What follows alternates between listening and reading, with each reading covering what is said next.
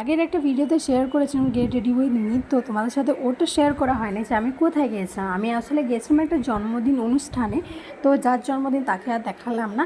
বাকি আমরা প্রথমে ঢোকার পর চা খেয়ে নিলাম, আর চাটা খেতে ছিল দারুণ। তারপর যার বার্থডে ছিল তার সাথে আমরা সবাই মিলে দেখা করে নিলাম।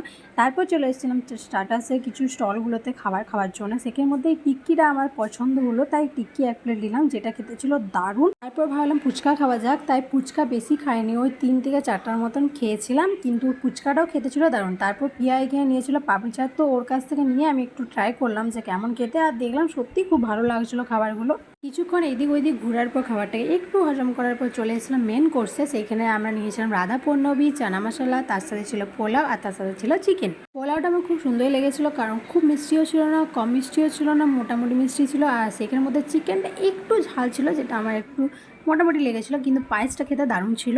তারপর আমরা চলে এসেছিলাম পানের দোকানে, মানে এখানে পানের স্টলেও বসেছিলো, সেখান থেকে একটা পান নিয়ে নিলাম। তারপর সেটা খেয়ে পর বাড়ি চলে এলাম। কেমন লাগলো ভিডিওটা অবশ্যই কিন্তু কমেন্ট করে জানিও।